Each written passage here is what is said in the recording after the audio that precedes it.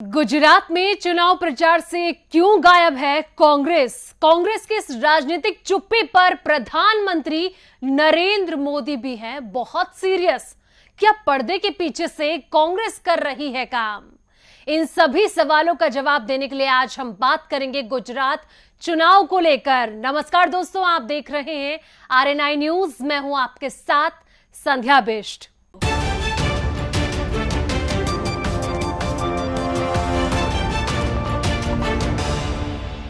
गुजरात में चुनाव की तारीख तो नहीं घोषित हुई है, लेकिन चुनावी समर में मैदान का हर कोना कसा जा रहा है। सभी राजनीतिक दल गुजरात के चुनावी समर में अपनी पूरी ताकत झोंक चुके हैं, लेकिन अभी तक देश की सबसे बड़ी प्रमुख विपक्षी पार्टी यानी कि कांग्रेस ने उस तरीके से ना चुनाव प्रचार करना शुरू किया है और ना ही रैलियों को आगे बढ़ाना शुरू किया है।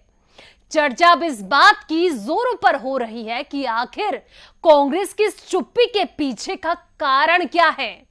कांग्रेस की इस चुप्पी को प्रधानमंत्री मोदी भी उतना ही सीरियस ले रहे हैं जितना कि राजनीतिक गलियारों में सियासी जानकार ले रहे हैं। गुजरात में विधानसभा चुनाव की तारीखों का ऐलान अब किसी भी दिन हो सकता है। चुनावी बिगुल बजने से पहले ही सत्ताधारी बीजेपी और पहली बार सभी सीटों पर लड़ रही आम आदमी पार्टी ने बड़ी बड़ी रैलियों और रोड शो के जरिए माहौल को गर्म कर दिया है। बीजेपी के लिए पीएम मोदी कई रैलियां कर चुके हैं, तो आम आदमी पार्टी के संयोजक अरविंद केजरीवाल भी एक के बाद एक ताबड़तोड़ रैलियां कर रहे हैं। हालांकि राज्य में मुख्य विपक्षी पार्टी और 2017 के चुनाव में बीजेपी को कड़ी टक्कर देने वाली कांग्रेस के बड़े नेताओं, खासकर गांधी परिवार ने गुजरात से दूरी बना रखी है। कांग्रेस की पूर्व अध्यक्ष सोनिया गांधी, राहुल गांधी और प्रियंका गांधी वाड्रा ने अभी तक अपने चुनावी अभियान का आगाज नहीं किया है। कुछ लोग इस बात से हैरान हैं, तो कुछ राजनीतिक जानकार इसमें खास रणनीति के रूप में भी इसे देख रहे हैं। दोस्तों, कांग्रेस पार्टी में प्रधानमंत्री पद के घोषित अघोषित उम्मीदवार राहुल गांधी इन दिनों भारत जोड़ो यात्रा पर बिजी हैं। कन्याकुमारी से लेकर कश्मीर तक वो पैदल यात्रा पर निकले हुए हैं। राहुल का कारवा गुजरात नहीं पहुंचेगा, क्योंकि कन्याकुमारी से लेकर कश्मीर तक अब गुजरात बीच में नहीं पड़ेगा। वह यात्रा से ब्रेक लेकर गुजरात में प्रचार करेंगे या नहीं, इस पर अभी पार्टी की ओर से तस्वीर साफ नहीं की गई है। लेकिन पार्टी सूत्रों का कहना है कि राहुल गांधी इस बार पिछले चुनाव की तरह सक्रिय नहीं रहने वाले हैं।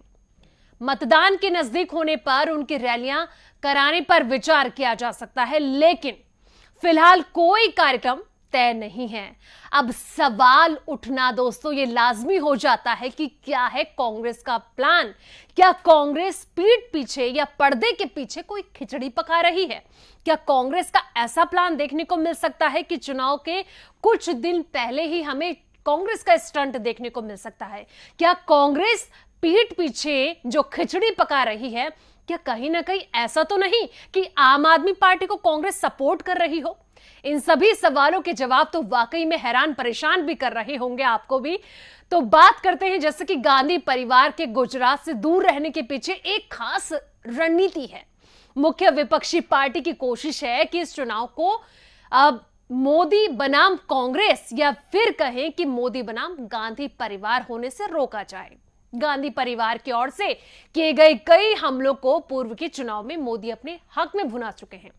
मौत का सौदागर, विकास पागल हो गया और चौकीदार चोर है जैसे हमलों से कांग्रेस को पहले काफी नुकसान हो चुका है। हमने देखा था, अगर लोकसभा चुनाव की बात की जाए 2019 में जो हुआ था, वहां पर इस तरीके की चीजें निकलकर सामने आई थी। लेकिन कांग्रेस अभी थोड़ा सा सबक ले चुकी है और सबक लेना भी बहुत जरूरी है, इसलिए कांग्रेस बहुत शांत है, साइलेंट है। वंशवाद और भ्रष्टाचार जैसे आरोप लगाते हुए पीएम मोदी गांधी परिवार के प्रति हमलावर रहे थे और उन्हें गुजराती अस्मिता के खिलाफ बताते रहे। अब राजनीतिक जानकारों की माने तो पीएम मोदी गांधी परिवार के सहारे चुनाव को राष्ट्रीय रूप देने में कामयाब होते हैं और ऐसे में स्थानीय मुद्दे गौण हो जाते हैं। अब बात करते हैं कि पर्दे के पीछे कांग्रेस का क्या काम चल रहा है। किस तरीके से सत्ता को मजबूत करने के लिए और चुनाव में अपना दमखम दिखाने के लिए कांग्रेस की वो कौन सी रणनीति है जिस पर फोकस करना, ध्यान देना बहुत ज्यादा जरूरी है दोस्तों। तो गांधी परिवार के सदस्य भले ही गुजरात में अभी रैलियां नहीं कर रहे हैं, लेकिन दिल्ली में रहकर रणनीति बनाने पर पूरा ध्यान दिया जा रहा है। जुलाई में ही प्रियंका गांधी ने गुजरात के नेताओं के साथ दिल्ली में मंथन किया था और खास रणनीति बनाई थी। अंतरिम अध्यक्ष रहते हुए सोनिया गांधी ने एक टास्क फोर्स का गठन किया था, जिसमें पी चिदंबरम, मुकुल वासनिक, केसी वेणुगोपाल और रणदीप सिंह सुरजेवाला जैसे नेता शामिल हैं। इनके अलावा राजस्थान के मुख्यमंत्री अशोक गहलोत को भी वहां वरिष्ठ पर्यवेक्षक बनाकर भेजा गया है, जिनकी अगुवाई में पार्टी ने 5 साल पहले अच्छा प्रदर्शन किया था। अब चूंकि केजरीवाल, ओवैसी भी कर चुके हैं एंट्री, और जिस तरीके से अब गुजरात का जो रण है वो काफी ज्यादा दिलचस्प मोड़ पर नजर आ रहा है। प्रधानमंत्री नरेंद्र मोदी और देश के गृह मंत्री अमित शाह से लेकर रक्षा मंत्री राजनाथ सिंह और राष्ट्रीय अध्यक्ष जेपी नड्डा से लेकर तमाम केंद्रीय मंत्री और सांसद गुजरात के चुनाव में बीजेपी की ओर से लगातार रैलियां कर रहे हैं।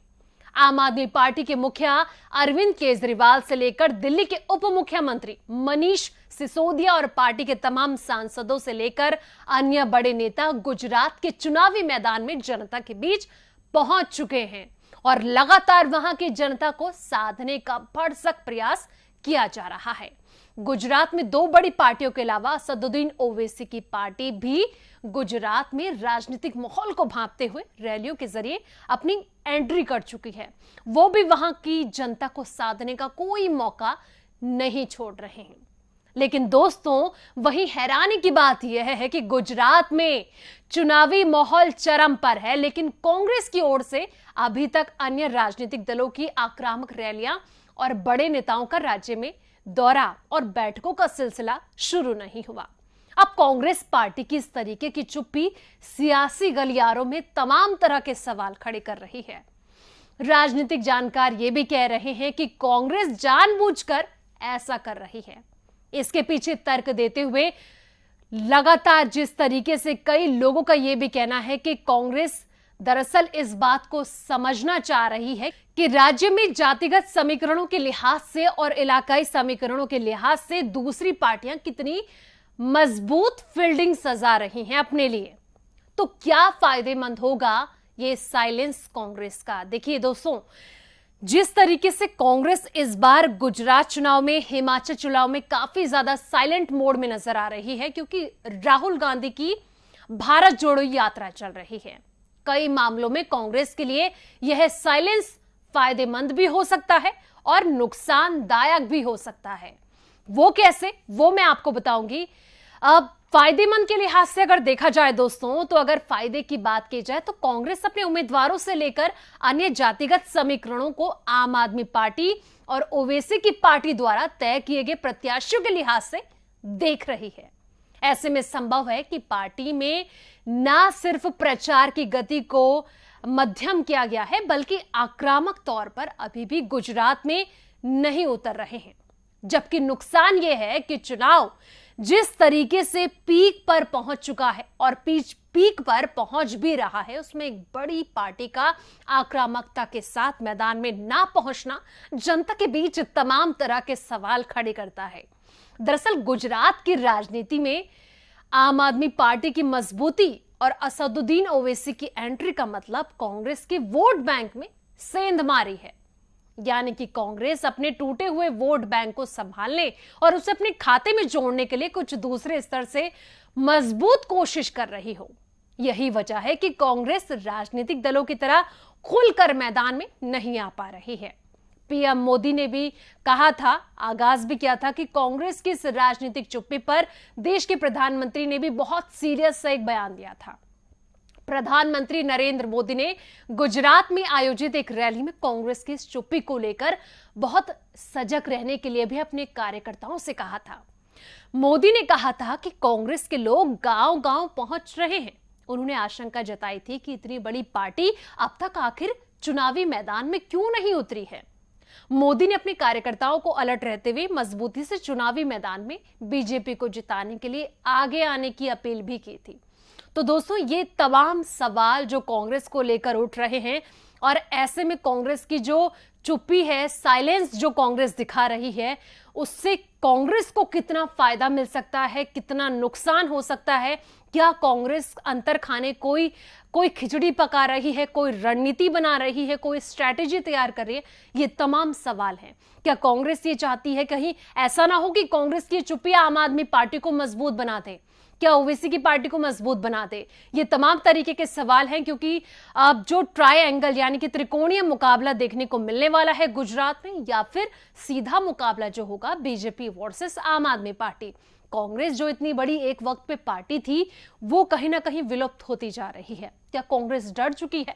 दोस्तों, आपका क्या कहना है? कमेंट करके अपनी राय जरूर दें, और साथ ही अगर आपको ये वीडियो पसंद आया हो तो इस वीडियो को लाइक शेयर करना ना भूलें।